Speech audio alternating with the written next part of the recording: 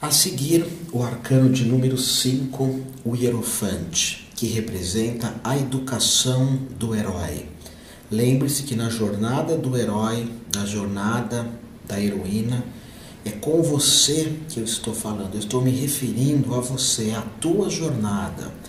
Por exemplo, no louco você iniciou o projeto, no mago você percebeu que tinha tudo nas mãos numa mesa. Na sacerdotisa, na grande sacerdotisa, você lidou com vários aspectos da sua própria natureza. Na imperatriz, com a energia do feminino, no imperador, com a energia do masculino. E agora nós estamos tratando no Hierofante, na educação do herói, na jornada do aprendizado. Hierofantes, nas antigas tradições ocultistas, de mistério, teosóficas, eles eram os sacerdotes, e Eros é a representação de tudo aquilo que é sagrado. E Fantes é o ensinamento, a jornada. Em algumas outras versões do tarô nós vamos encontrar o nome o Papa, inclusive no tarô de Marsella. As duas chaves ao pé do trono se referem a Pedro, o primeiro Papa, a quem, segundo a tradição bíblica, cabalística, Jesus disse: eu te darei as chaves do reino dos céus. Muitas vezes numa cura cristã, numa evocação cristã, um sacerdote, um padre, um bispo, um papa, ele chama a tradição: eu te curo em nome do Pai, do Filho, do Espírito Santo, e te curo em nome da igreja de São Pedro. Jesus diz assim: tudo que ligares da terra será ligado nos céus, e tudo que desligares na terra será desligado nos céus. Então Pedro, ele, dentro da tradição mais popular católica, ele é o porteiro do céu.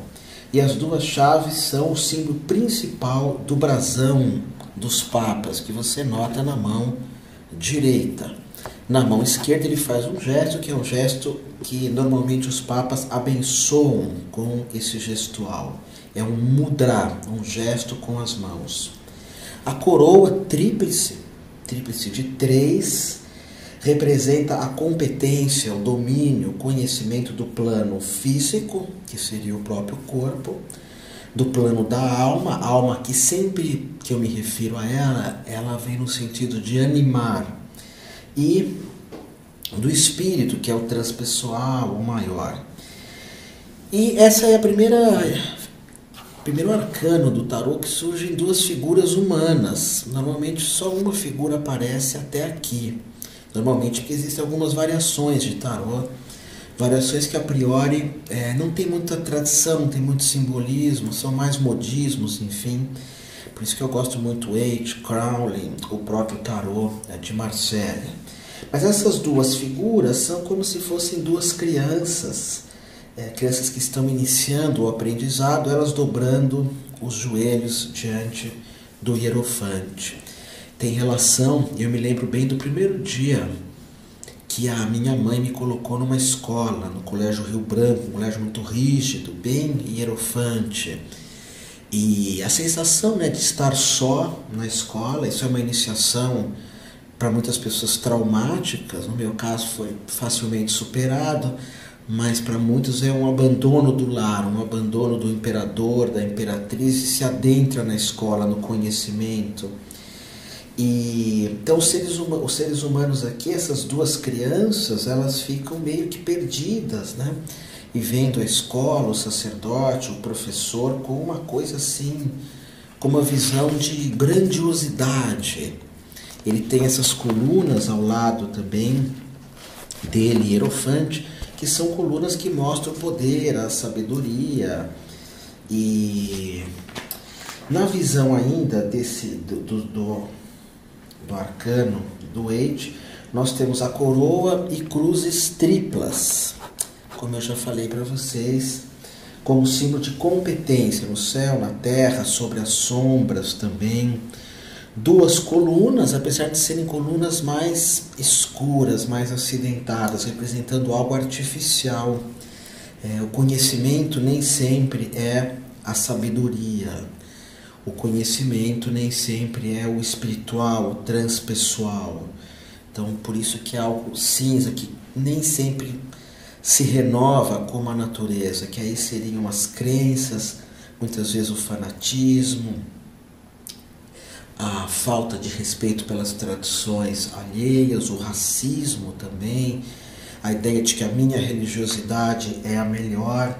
É interessante ver isso, né? Eu vou falar um pouco mais dessa ideia no diabo, no arcano do diabo, mas quanto mais luz, mais sombra.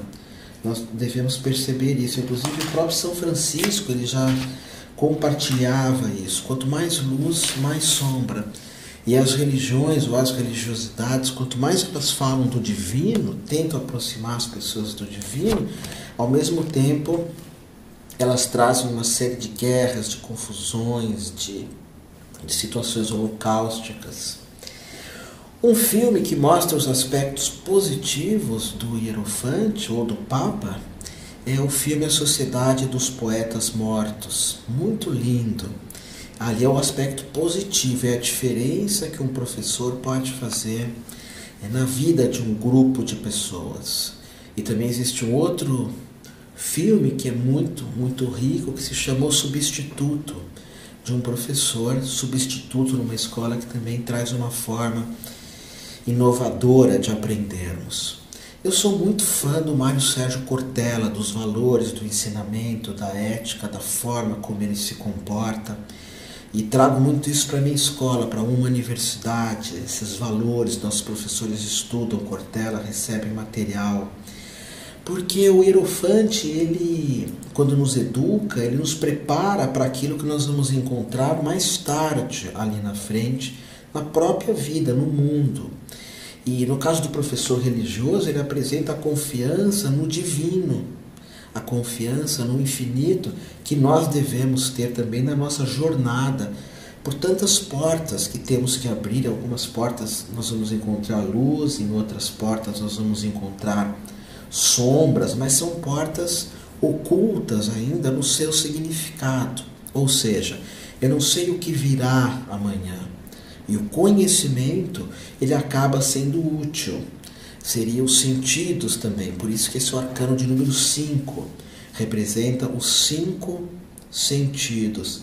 Eu vou estar falando disso mais para frente, quando eu falar do simbolismo dos números dos arcanos do tarô. Mas o Hierofante, ele nos impulsiona para a individuação. Individuação é o que eu chamo de plenitude. Indivíduo, aquele que não se divide, aquele que sabe a tua meta, a tua jornada. Até os 40 anos aproximadamente, nós vivemos a fase de assimilação. Fazemos de tudo um pouco, abrimos todas as portas possíveis e imaginárias. E depois dos 40 anos, o ideal seria essa fase de individuação, e limpando algumas arestas e tendo certeza ou certezas daquilo que eu não quero mais na minha vida, que não faz mais parte do meu Dharma. Dharma é o meu caminho. Como a minha ideia é te dar uma formação de tarô absolutamente profunda, competente, rica, e eu estou puxando muito de Jung para falar desse conhecimento, muito de um autor também chamado Adjo Bansi Raff. Mas eu quero que às vezes você anote essas dicas também. Sempre que eu atender, sempre que eu prestar um serviço, que eu apontar um caminho para alguém com mais de 40 anos, já é a fase de assimilar, de individuação, de ter certezas do que eu não quero mais. E na meia-idade, aí ao contrário, a certeza já do que eu quero, do que me falta para esse processo de individuação. E menos de 40 anos, a assimilação, muitas portas serão abertas, muitas paixões, muitos interesses, muitas vocações. Na figura ainda do Hierofante, então nós vamos encontrar nesse educador, nesse religioso, nesse sábio, alguém que nos impulsiona, ou pelo menos deveria, para a individuação, que é exatamente o livro, ou melhor, o livro e o filme A Sociedade dos Poetas Mortos. E o filme também A Papisa Joana, que é interessante você acessar e estudar o mesmo. O arquétipo dele é de um santo. ele tem essa representação mais de um santo na próxima imagem que você vê agora, que é o hierofante no tarô do Aleister Crowley. Notamos essa cruz de São Pedro, domínio sobre várias formas de animais, que aqui representam também esses animais, os evangelistas, e uma figura que lembra um mandala, tanto é que nós temos uma estrela de 5 pontas com uma criança, com um guri dentro, na altura do coração. O 5, né, o pentagrama, a confiança no divino, a confiança em algo transpessoal. Confiança que não é como muitas vezes eu digo, eu confio que tudo vai acabar bem, ou eu confio que eu vou ganhar na loteria, ou eu confio que meu time futebolístico vai ganhar. Não é esse tipo de confiança, é uma confiança que transcende tudo isso. É uma confiança que tem situações que não estão nas minhas mãos, saber o como ou o porquê. Uma confiança de que algo está se movimentando, que está regendo o universo, e a parte que sou eu não pode ter essa compreensão do todo. Arcano de número 6. Os amantes, os namorados, os enamorados. Esse arcano representa uma decisão, uma escolha. Ele tem um simbolismo muito rico no tarô de Marsella e tem um simbolismo muito rico também no tarô de Waite, que é o que eu vou estar compartilhando aqui com vocês. Observe que existe uma divisão entre duas pessoas, como se cada uma delas fosse para um lado, como se cada uma delas tivesse um caminho a ser seguido, a ser encontrado. Portanto, é o amor, é a encruzilhada, é a divisão que muitas vezes encontramos na nossa vida. É interessante que dentro do simbolismo desse arcano, nós vamos encontrar a visão de Adão e Eva são representados por essas duas figuras. O Waite ele aponta isso sim. Adão e Eva no paraíso, sem roupa nenhuma, tendo o aspecto do inocente, que seria o arcano do louco. Todos nós vivemos essa situação, né, da dúvida, de sermos inocentes em relação a alguma coisa, de não sabermos o que é certo e o que é errado, tanto que Adão e Eva, nessa figura, eles ainda não passaram pelo pecado original, que é um dos símbolos do catolicismo. E quem observa os mesmos é o arcanjo Rafael, que vem de Raf, que é curar, mas também é o arcanjo do amor, que os está abençoando. Por detrás dos dois está a árvore da vida, a macieira, que é a árvore do conhecimento. E ao redor está essa árvore, está na mesma enrolada uma serpente. Eu espero que a tua imagem, você esteja vendo esse arcano numa tela grande para você notar essa serpente. Então todo o simbolismo da inocência, e agora eu vou ter que dar um passo à frente, tomar uma decisão. A montanha, como em outros arcanos do tarô, nós vimos a mesma lá no louco, representa os picos que eu ainda tenho que trilhar em busca da plenitude e da individuação. Os pontos altos, os maiores picos que eu tenho que seguir. Então o que o herói, a heroína, que no caso é você, tem que viver aqui? Tem que reformular a tua vida. O hierofante que ficou lá para trás representa o estudo, o aprendizado, mas tudo era transmitido para você. Contato com o pai, contato com a mãe. Agora não. Agora você tem que seguir em frente, você tem que assumir as suas próprias rédeas da vida. E no tarô de Marsella eu vou estar mostrando já já. Um anjo aponta para um lado, a pessoa que está no... Nós temos 3 pessoas no tarô de Marsella e a pessoa central é o herói, é você, a heroína. E esse personagem central que é você, uma perna está para um lado, uma perna está para o outro, o anjo aponta para o outro lado. E é essa pergunta de para que lado que nós vamos seguir. Essa representação de Adão e Eva é exatamente isso também. Eva representa a passividade, a espera, a percepção, o sentimento. Eu vou para esse lado? Ou vou para o lado de Adão, que é a atividade, que é a garra, que é a luta, que é o confronto também. Vou ou não vou? Volto ou não volto? Sigo em frente ou fico para trás? Então esse arcano normalmente ele aponta na direção de decisões muitas vezes mentirosas, errôneas, falsas, mas é importante se seguir em frente. Tem um filme que eu gosto muito, que é o arquétipo, o tipo desse arcano do tarô, que se chama Alguém Tem Que Ceder.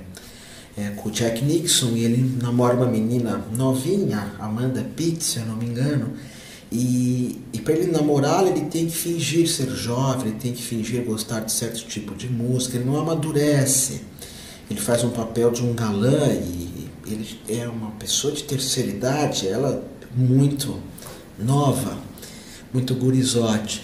Ele tem um infarto nesse filme, o filme dá uma série de reviravoltas até que ele se apaixona pela mãe da jovem que ele estava anteriormente, mas para ter um envolvimento com a mãe da jovem, ele tem que amadurecer, e ele fica dividido entre essa escolha.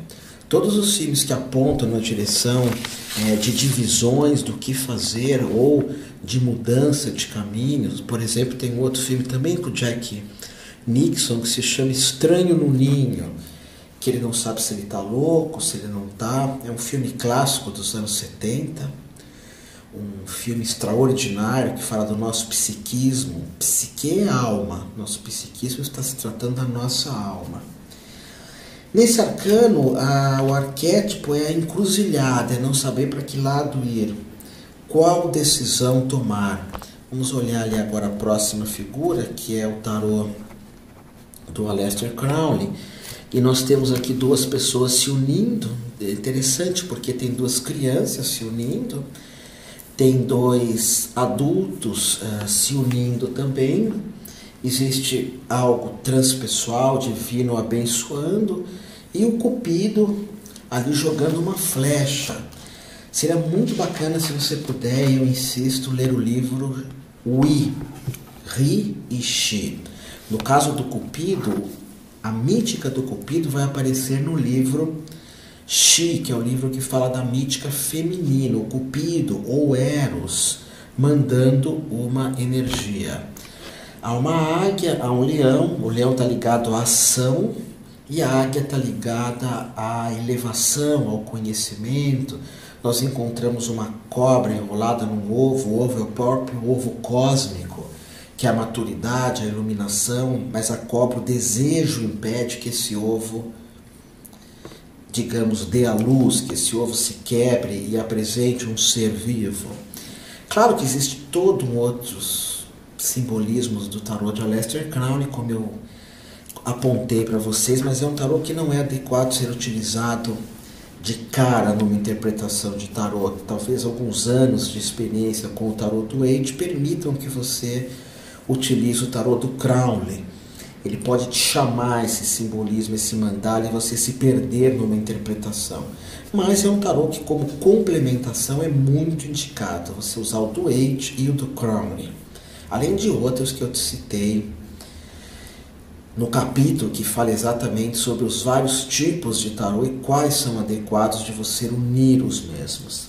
Agora vamos olhar a imagem do tarô de Marcélia, que eu acho muito interessante, porque uma das figuras, a figura do lado esquerdo, provavelmente é a representação da mãe, que está com a mão no ombro do neófito, no discípulo do meio da figura.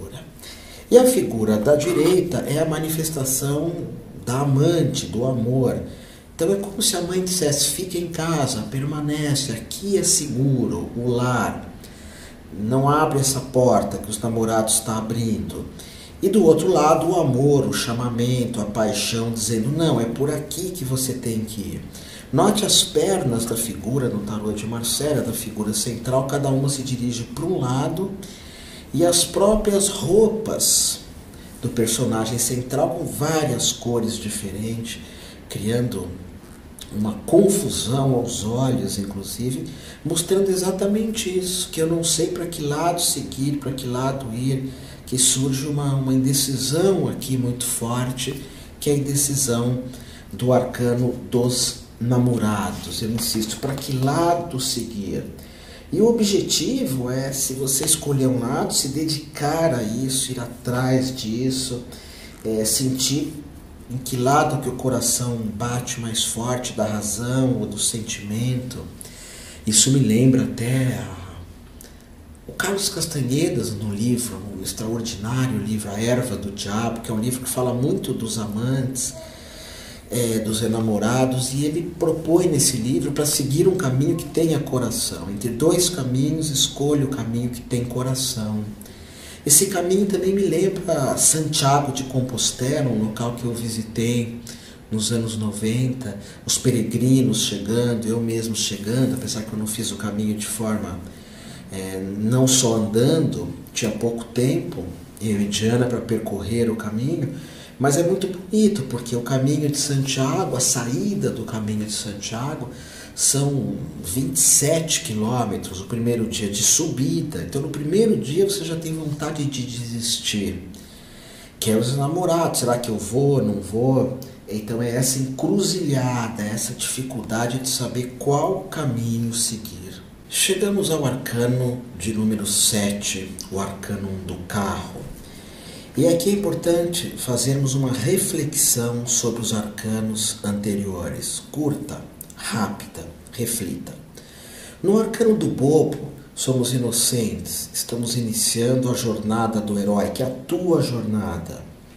No arcano do mago, temos tudo nas mãos: pensamento, sentimento, ação e sensação. No arcano da sacerdotisa, temos a nossa ligação com a Mãe Terra, com a Pachamama, aprendemos mais sobre nós mesmos.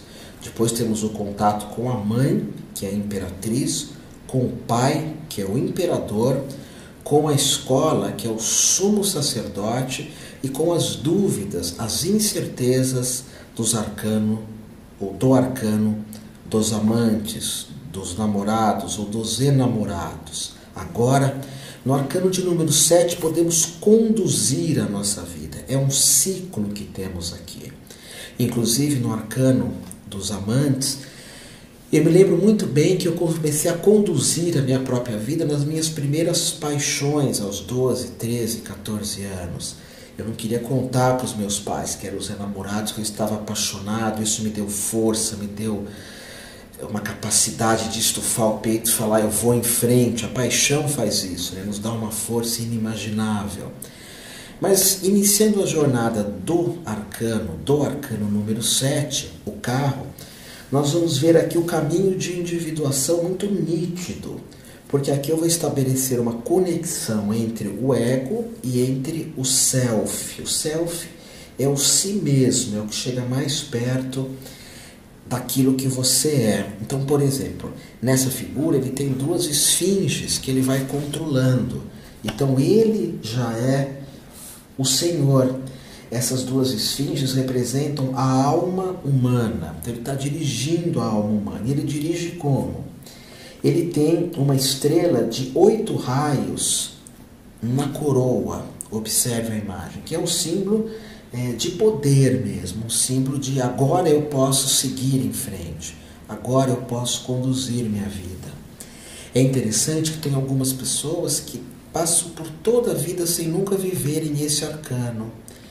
Essas pessoas param na dúvida do arcano número 6, que é os enamorados, ou param nos limites sociais. É muito comum isso, as pessoas só se envolvem com a sociedade, que é o arcano número 5, o Hierofante.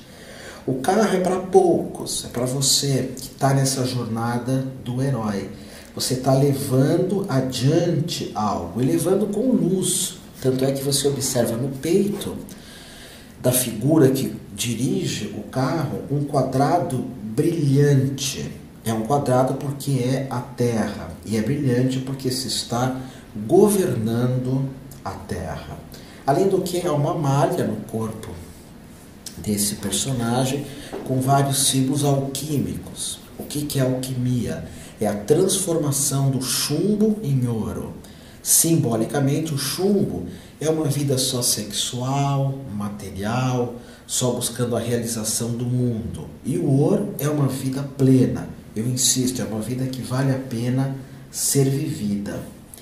Ele tem um bastão igual do mago, então ele seria um mago que já alquimizou, que já se pôs em movimento. Um bastão com cores douradas em cima, que representa também objetivos maiores, objetivos de luz. E a cidade, lá para trás, em segundo plano, mostra exatamente o que eu já te disse. O arcano 7, o carro, é quando você transforma, quando você vai em frente. Numa consulta sempre tem essa representação. O teu caminho é seguir em frente. O teu caminho é deixar alguma coisa para trás, é abandonar o passado. É usar tudo que você já aprendeu para partir, uma partida alegre, uma partida com coragem, com confiança, com prazer. É uma capacidade de transformar o que já ficou para trás em, não diria em sabedoria, experiência. Pegar toda a tua experiência e seguir em frente. Como ele é o arcano de número 7, ele tem toda aquela representação dos ciclos de 7 anos, que é muito estudada pela antroposofia, muito estudada na astrologia também. 7, 14, 21, 28 são os ciclos de Saturno, e continua os 35, enfim, 42, são ciclos de maior responsabilidade. É lógico que um ciclo de uma criança de 0 a 7 é completamente diferente de um ciclo de um adolescente de 28, hoje já não é mais adolescente, claro, de 28 a 35, que é o primeiro chamado, o retorno de Saturno, o chamado da responsabilidade. Então o carro tem essa característica de estarmos seguindo em frente. Você tem o controle, você pode seguir em frente. Nós vamos encontrar também, dentro desse simbolismo, esse bastão, que você sabe se defender, sabe atacar, sabe seguir os rumos da sua própria vida. E nós temos duas máscaras aqui que ficam nos ombros do herói ou da heroína. Essas máscaras são Urim e Turim, que são instrumentos de previsão, são oráculos que nós vamos encontrar lá no Êxodo, a citação no Velho Testamento, no Êxodo, que estão relacionadas essas máscaras com os ritos do culto a Deus a Mãe. É como se a Mãe Terra que estivesse te abençoando, estivesse te guiando nessa jornada. O carro é puxado por uma esfinge branca. Essa esfinge ela vai representar o Yin, feminino, e a esfinge negra que representa o Yang, o masculino. A união dos dois forma o símbolo do Yin e do Yang, que é o símbolo da minha escola, da Uma Universidade, que é o símbolo de totalidade. A dualidade faz a totalidade. O masculino sem o feminino não existiria. Na Índia nós falamos que Shiva, que é o princípio masculino, sem Shakti, que é o princípio feminino, não existiria também. Então esse é o simbolismo do carro. E o carro é seguirmos em frente, observarmos a realidade de tudo aquilo que se apresenta para nós.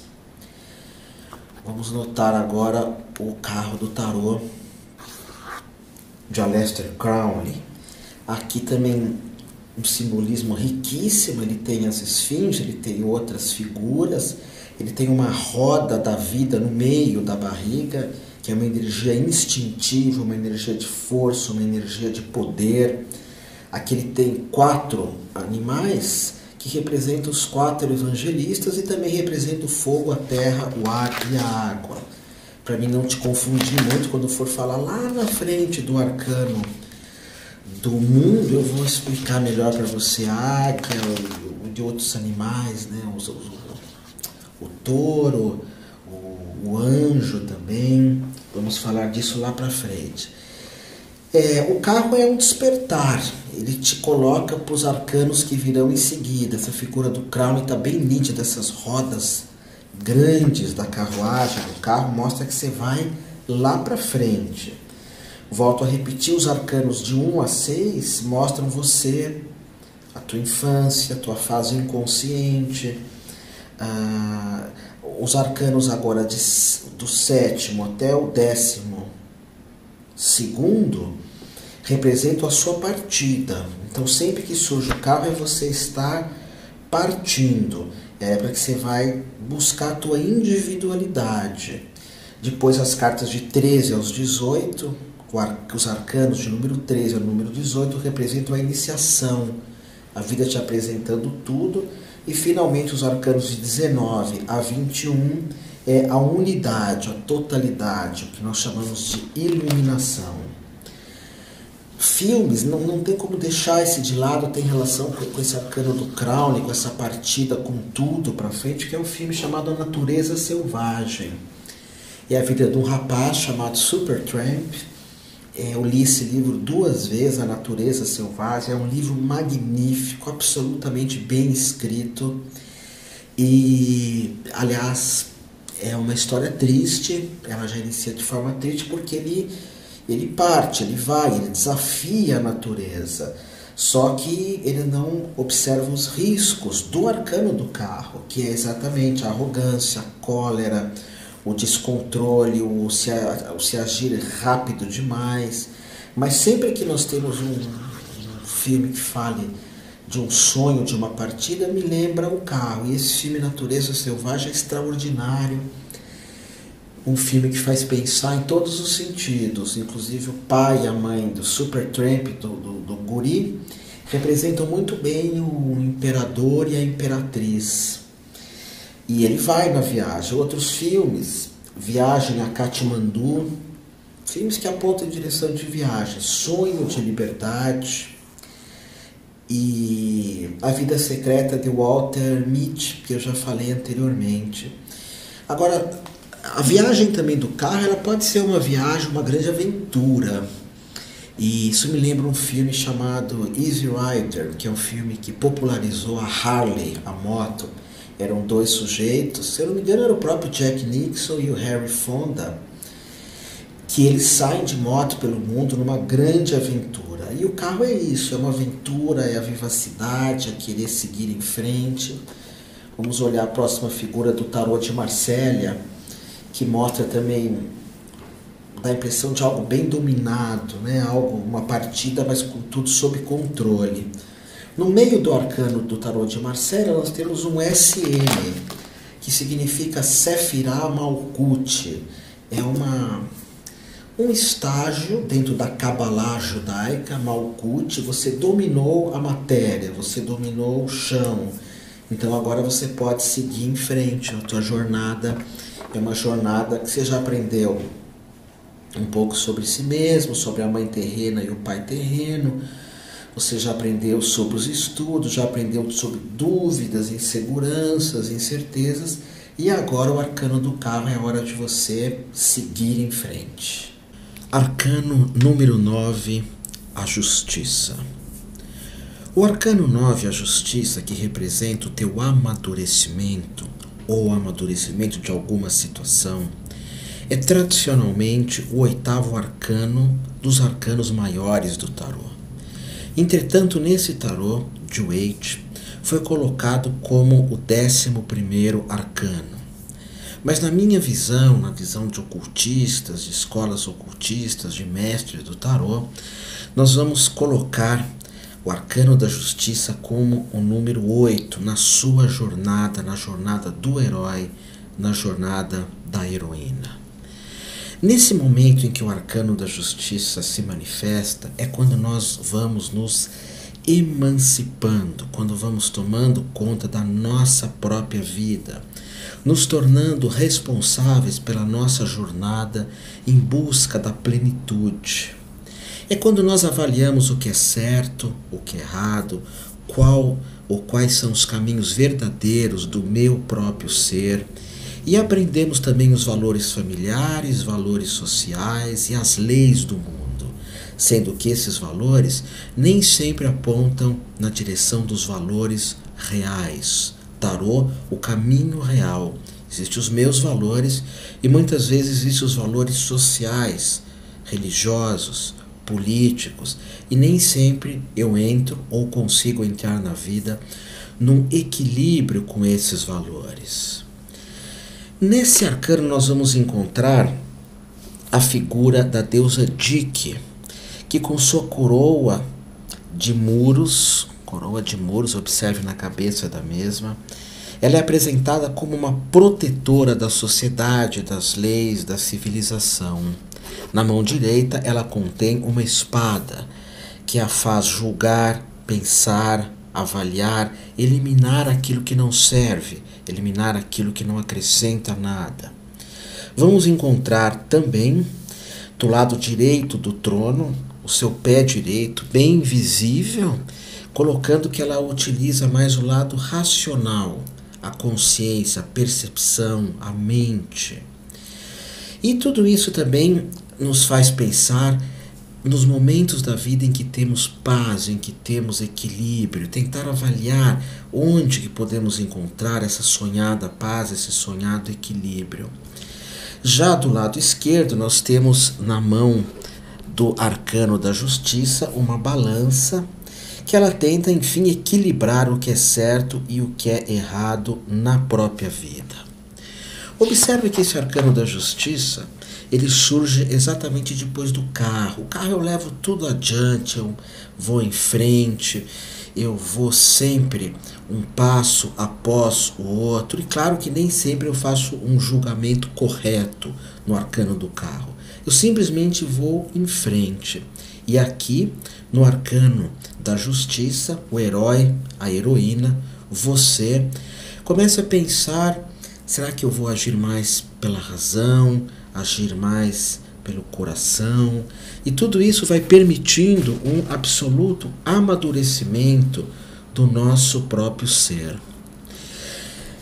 Quando amadurecemos é como se passássemos por um processo alquímico. Daí vemos no arcano da justiça que no meio das duas colunas há uma cortina da cor violeta.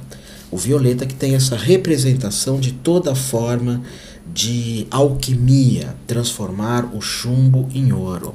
E por detrás do manto, da cortina violeta, temos um sol dourado.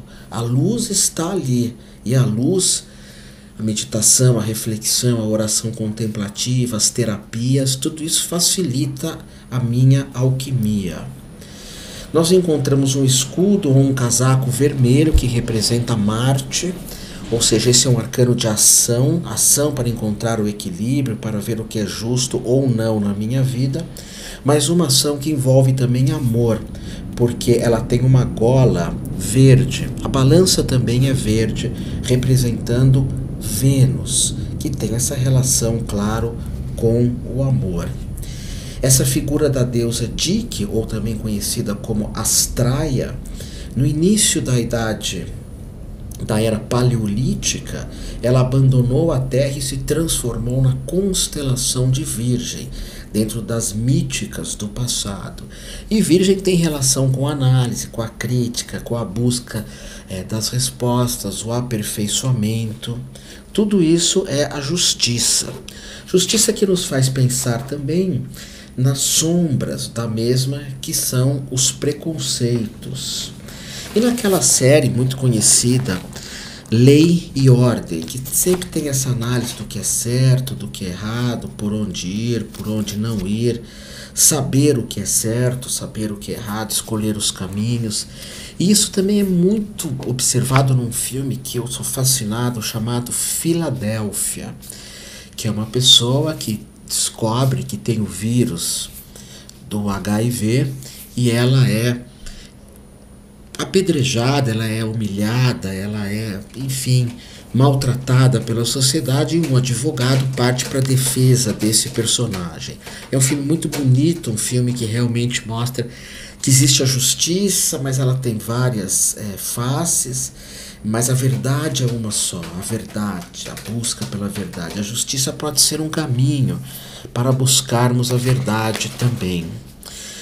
Outro significado desse arcano é que é quando o herói se livra da culpa. No carro nós ultrapassamos a culpa e começamos a tomar as nossas próprias decisões. Nós falamos até, aquela pessoa ela precisa tomar juízo na vida.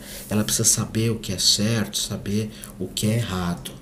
Saber também dizer não para situações que não representam o meu próprio caminho. Um outro filme que aponta na direção da justiça, mas também ele vai aparecer em outros arcanos do tarô, são As Aventuras de Pi. Um filme que conta a história de um indiano náufrago e ele vai tendo que ultrapassar uma série de limitações, sempre ponderando o que é certo, o que é errado, os caminhos por onde se deve seguir. E todos os filmes que aparecem nos cinemas que envolvem justiça. Aliás, existe um sem número de séries, não é? Séries televisivas que falam dessa questão da justiça. O arquétipo da justiça é o arquétipo da esperteza, do equilíbrio. A tarefa é compreender as leis do mundo, fazer julgamentos daquilo que realmente é certo e daquilo que, claro, realmente é errado. A inteligência, o equilíbrio, a responsabilidade pessoal, pensando em outrem, pensando nos outros também. E o risco é fazer justiça em sua própria causa, é o que mais se tem, não é? Todos se dizem inocentes, mesmo aqueles que cometem crimes absolutamente imorais, insanos, egoístas. A justiça traz juntamente com uma ideia da necessidade de um mundo justo, que é algo muito lindo, mas traz também o autoritarismo, a sensação de poder. Existe um filme que se chama A Firma, que mostra exatamente isso. Tom Cruise é um advogado idealista que acabou de se formar e ele entra numa grande associação de direito, associados, advogados associados, e ali ele percebe todo tipo de falcatrua, de injustiças, de situações caóticas, corruptas, e aí o filme vai se desenrolando também com várias surpresas. É um filme muito bem escrito. A Firma. Olhemos agora a visão de Aleister Crowley, do tarô A Justiça. É um arcano muito bem equilibrado. Nós olhamos aqui também o número 8, um arcano com vários círculos que representa a perfeição, a busca da perfeição. A balança, ao contrário do tarô do Waite, ela está bem equilibrada. A espada está centrada no chão, como se apontássemos para o chão. É necessário justiça nesse planeta, ética, ecologia, respeitar-se os direitos dos animais, das plantas, do ecossistema e de todas as pessoas. É uma figura muito bonita. E agora no tarô de Marsella, também temos uma figura relativamente parecida com a figura do Waite, a justiça sobre duas colunas, que representa que ela tem um poder, uma força. E já no tarô de Esforça, um tarô medieval, nós vamos observar um cavaleiro lá atrás, que seria como a justiça sendo levada adiante. Isso me lembra também da figura de Robin Hood, que é aquele que rouba dos ricos e injustos muitas vezes e traz para os necessitados, para os pobres. A disposição, o caminho do arcano da justiça é colher o que se plantou, é agir e tratar a você com justiça e tratar ao outro com justiça também. É buscar tomar decisões sábias na tua vida. Arcano número 10, o eremita, chamado como o ser verdadeiro. A viagem do herói aqui se torna um pouco mais sombria. Uma viagem onde há um certo aquietamento. Note que o arcano, que a figura do arcano do eremita, ela se encontra no alto de uma montanha coberta de neve. Ele já subiu, ele já atravessou. Lembra que o herói e a heroína da nossa jornada é o arcano 0, do bobo. E o arcano 0 observa a montanha, o pé, a montanha coberta de neve.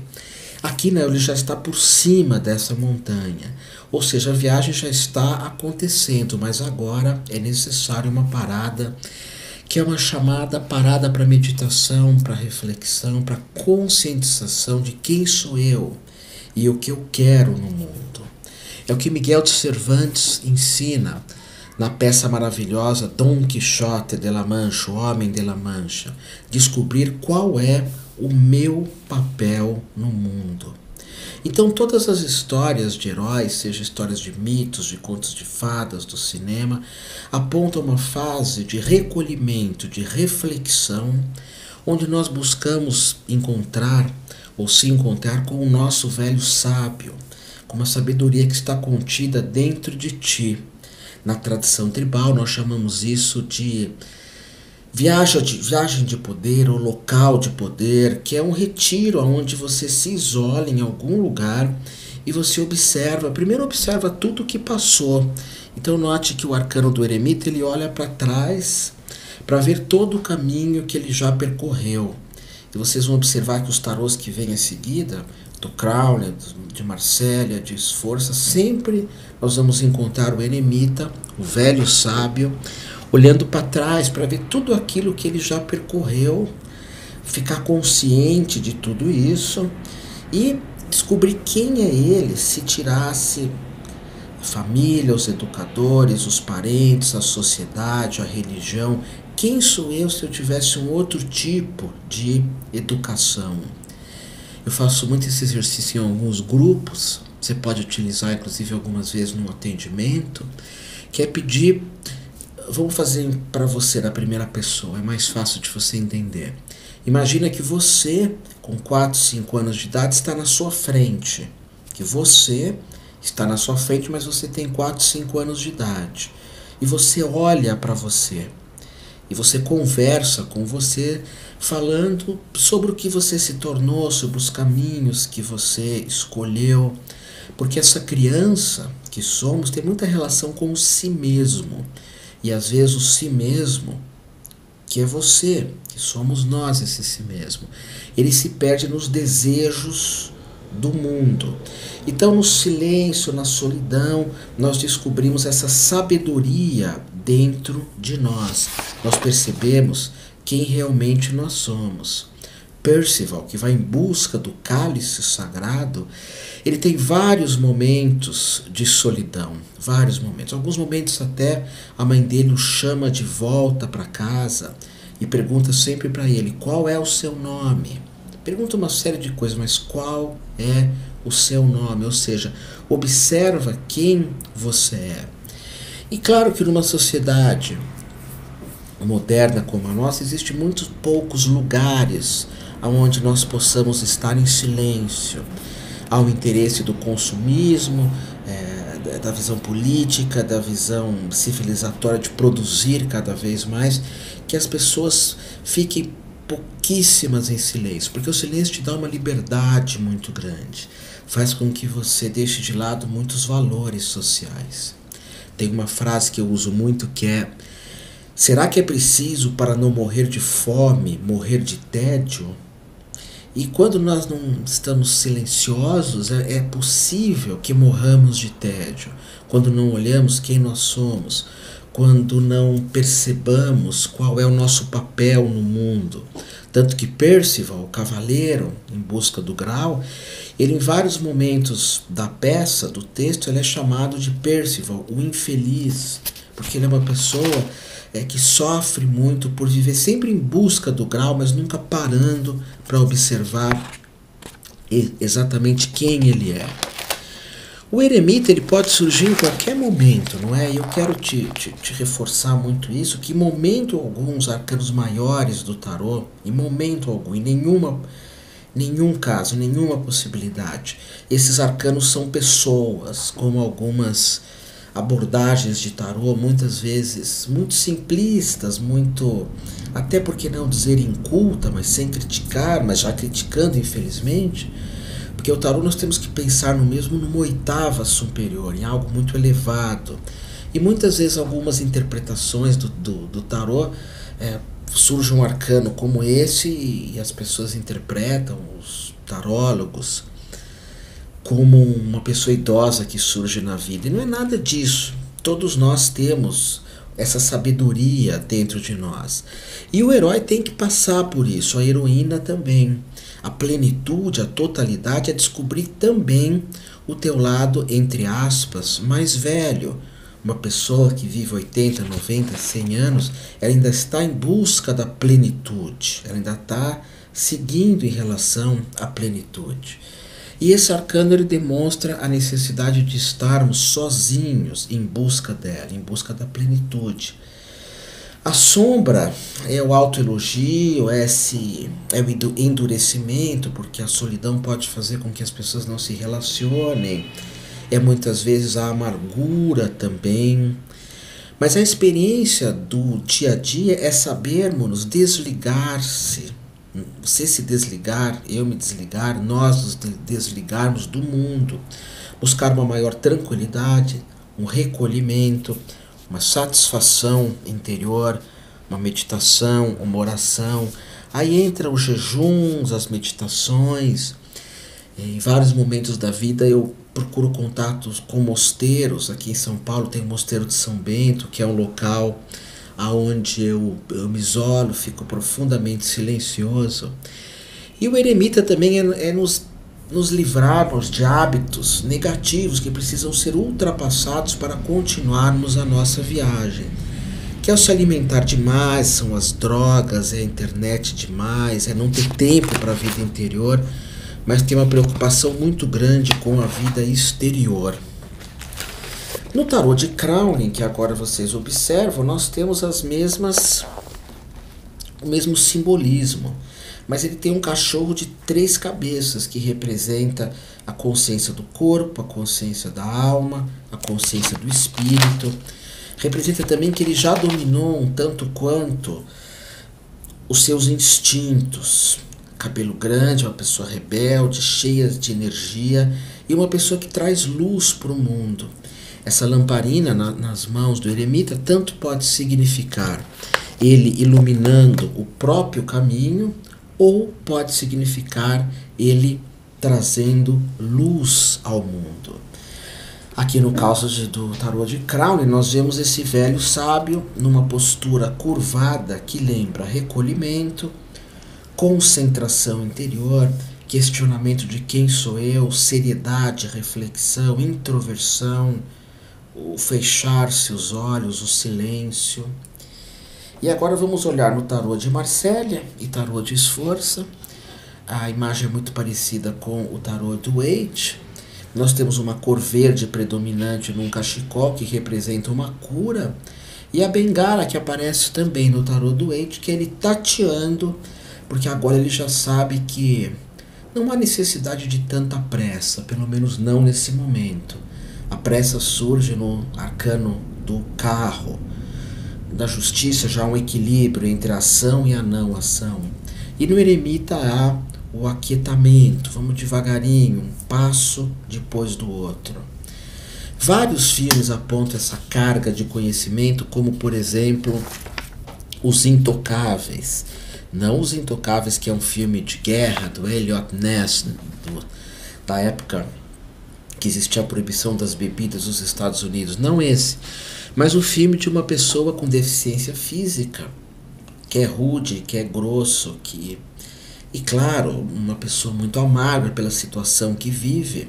Se eu não me engano, ela é paralítica ou paraplégica, e ela é obrigada a se recolher, e com a ajuda de um enfermeiro muito divertido, alguém muito de bem com a vida, ela vai mesclando o recolhimento também com a introversão, vamos usar assim, a introversão com a extroversão.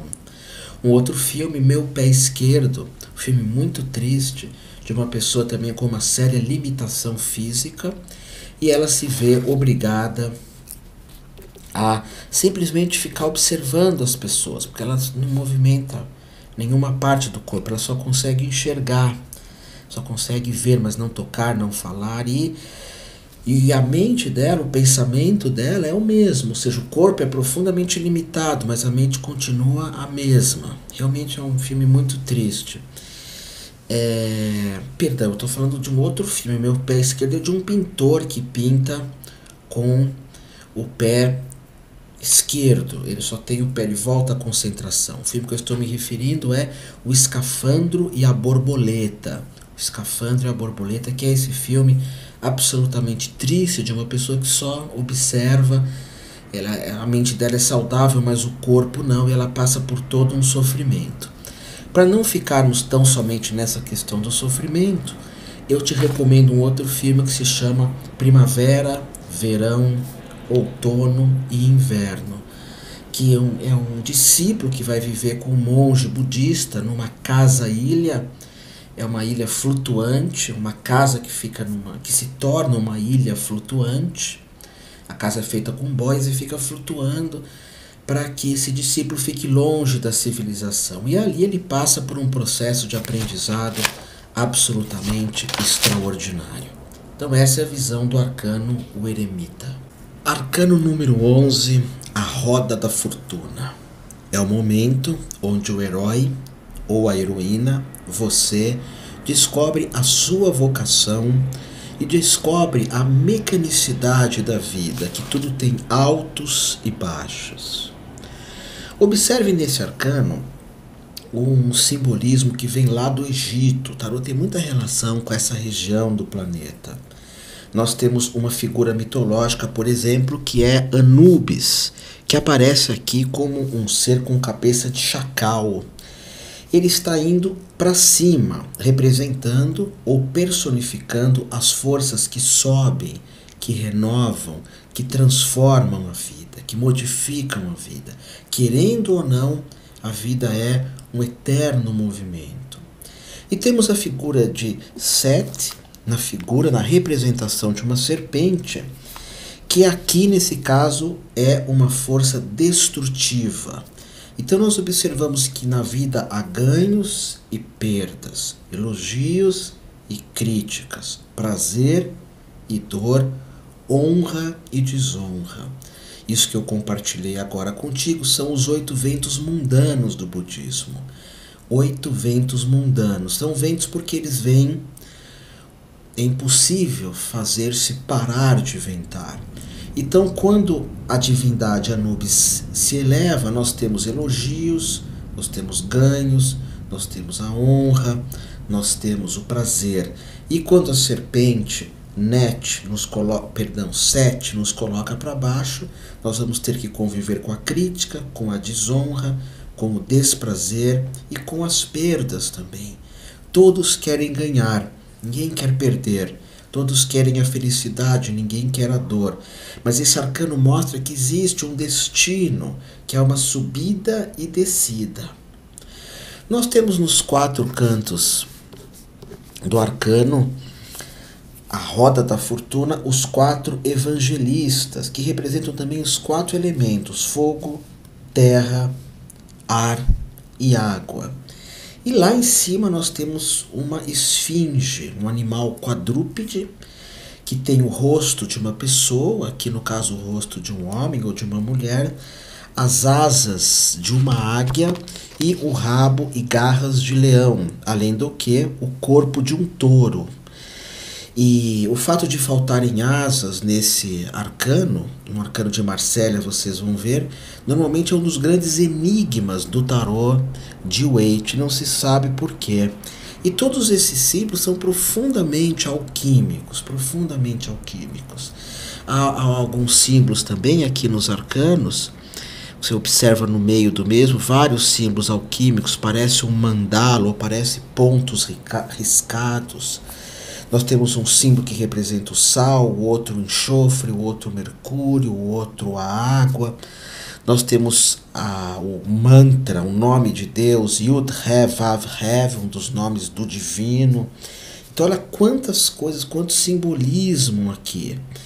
Volto a repetir, nós temos a visão de elevação, a visão de destruição, o princípio criativo, que também pode ser chamado de Anubis, e o princípio destruidor, que é chamado de Set, como eu já te falei, mas no meio tem o nome de Deus. como se houvesse um equilíbrio em tudo isso. Essa mecanicidade da vida, as coisas melhoram, pioram, vão e vêm. Há essa mecanicidade no nosso dia a dia.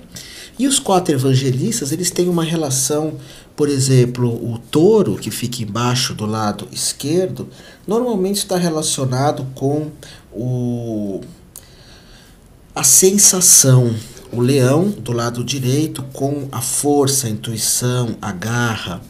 Lá em cima, o anjo teria relação com os sentimentos. E a águia teria relação com o pensamento. Então nós temos essas 4 forças nesse arcano. Tifon, que é a divindade que fica ali em cima, ela tem essa representação egípcia, mas vamos encontrar alguns elementos da Kabbalah judaica também, que é esse nome de Deus que eu te falei, Yud, Re, Vav, Rev. É um arcano que sempre, em termos práticos, ou quase sempre, não responde muita coisa. Tudo tem altos e baixos, não há uma resposta, nós temos que conviver com essas subidas e com essas descidas da vida. Mas é importante para o herói, para a heroína, que é você se dar conta de que nem sempre tudo é como eu quero. Aliás, esse arcano, ele faz com que nós pensemos a respeito do livre-arbítrio. Quantos % eu tenho de livre-arbítrio? O que eu posso e o que eu não posso transformar, modificar na minha vida. Um filme que me faz pensar a respeito desse arcano, o primeiro deles é Escrito nas Estrelas. Um filme de uma menina que tem um câncer muito agressivo, e ela se apaixona por um outro rapaz, e esse amor é recíproco, que também tem um câncer muito agressivo, e essa história vai se desenrolando, não necessariamente da forma que eles gostariam, e não necessariamente da forma que nós, telespectadores ou leitores, para quem lê o livro, gostaria que acontecesse. Um outro filme que vai na mesma direção é Eu Antes de Você. De novo essa questão, o que eu posso escolher, o que eu posso decidir. E um outro que aponta numa direção mais alegre, podemos dizer, é o Comer, Rezar e Amar. Uma pessoa sai em peregrinação e vai convivendo com várias situações jamais esperadas por ela. Aliás, esse filme Comer, Rezar e Amar é a jornada de um herói, é a jornada de uma heroína. Olhemos agora o tarô do Crowley. Crowley, como tinha uma ligação muito forte com o Egito, ele estudou em várias escolas ocultistas, mágicas, misteriosas no Egito. Ele também faz desse símbolo, como todos os outros, uma floresta de vários mandalas, de várias figuras, de raios que partem, que vão, que vêm. E esse arcano nos faz pensar numa tarefa, numa missão, que é compreender como eu devo viver a minha vida, o que eu posso ou não fazer. É procurar também o princípio da elevação, da construção. O risco é sermos fatalistas demais, achar que não temos nenhuma escolha. O budismo, na visão de Monja Coen, a minha mestra de Zen budismo, aponta sempre na direção que uma gota, nós somos a gota, quando cai no oceano, pode fazer ondulações. Ou seja, nós podemos fazer ondulações no universo, é o nosso arbítrio. Vivencie aquilo que se apresenta para você. Essa é a ideia também desse arcano. No tarô de Marsella e no tarô do Visconti Sforza, nós encontramos outras formas de desenho, principalmente no tarô de Marsella, onde notamos que há uma estrutura que segura a roda da fortuna. Uma estrutura rígida, talvez feita de madeira, mas que dá um aspecto de segurança. Ou seja, quando nós lidamos com as idas e vindas do mundo, quando nós lidamos com os altos e baixos do mundo, aceitando principalmente os mesmos, é muito mais fácil, é muito mais interessante de termos realmente essa segurança, essa firmeza, não segurança absoluta. Nós já falamos sobre isso anteriormente. em outro arcano. Não há segurança absoluta. A vida é uma grande aventura e a Roda da Fortuna mostra isso. E quando eu entendo que não há segurança, eu começo a observar os caminhos, por onde seguir, por onde ir, baseado muito mais no meu coração do que propriamente no que me dá ou não segurança.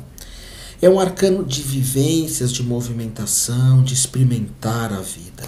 Esse, portanto, é o arcano da Roda da Fortuna. Arcano número 11, a Força.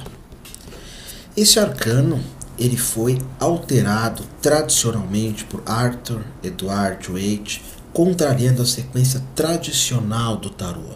Então você observa aqui na Força o arcano de número 8, mas nós vamos utilizar aqui no seu estudo, na sua formação em tarô, o arcano da Força como o arcano 11º. Esse arcano, o primeiro simbolismo dele é no alto da cabeça o símbolo do infinito, Lemniscata, que aparece também no arcano do mago, que dá uma percepção de todo o nosso potencial, um potencial gigantesco, mas que aqui vai surgir quando eu souber dominar o meu instinto. Meus instintos muitas vezes perversos, egoístas, negativos, e também observar a minha própria sombra. Tudo isso é representado aqui por essa mulher segurando um leão. Aliás, na jornada do herói e da heroína, que eu volto a insistir, é a tua viagem, depende, a viagem do tarô pode ser matriarcal ou pode ser patriarcal, aqui é uma mulher, é matriarcal. Aqui está se referindo o leão como um símbolo da nossa natureza instintiva, nossos impulsos, nossos desejos apaixonados que muitas vezes atropelam uma série de situações, desejos selvagens, desejos agressivos e até um instinto de preservação. É interessante porque vários mitos, principalmente masculinos do passado, vão falar de heróis que matam leões. Mas aqui não se mata um leão, simplesmente se domina o leão. Você tenta entrar num acordo com esses aspectos instintivos que somos nós. O que eu quero dizer com isso é que na psicanálise ou na visão de Mestre Jung, que eu concordo, quando nós recalcamos alguma coisa e não alquimizamos, simplesmente recalcamos, eu não vou mais fazer isso porque está errado e pronto, e recalco, eu não avalio, eu não penso, eu não medito sobre aquilo que eu estou recalcando, isso é péssimo. Isso acaba se tornando algo absolutamente destrutivo dentro de ti. Por exemplo, num mito muito conhecido chamado mito de Hércules, que inclusive tem o filme, ele teve muitos problemas com os aspectos femininos do mesmo.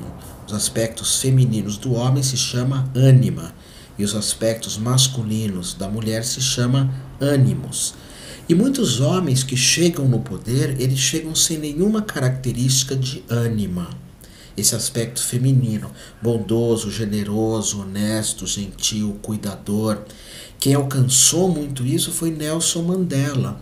Inclusive, esse é um dos filmes que eu quero apontar aqui para você quando se fala da força, a história de Nelson Mandela.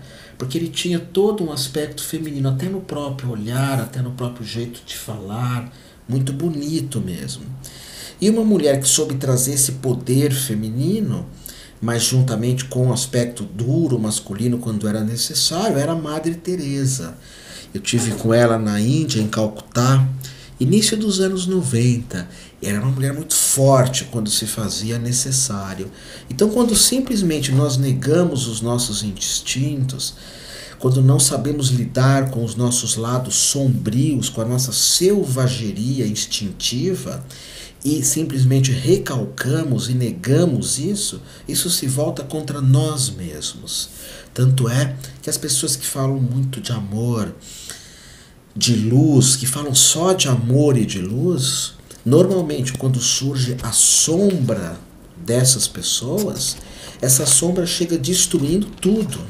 Tem um livro extraordinário que eu te recomendo muito, da editora Coultres, que se chama Ao Encontro das Sombras. São vários ensaios de psicanalistas junguianos, ao encontro da sombra.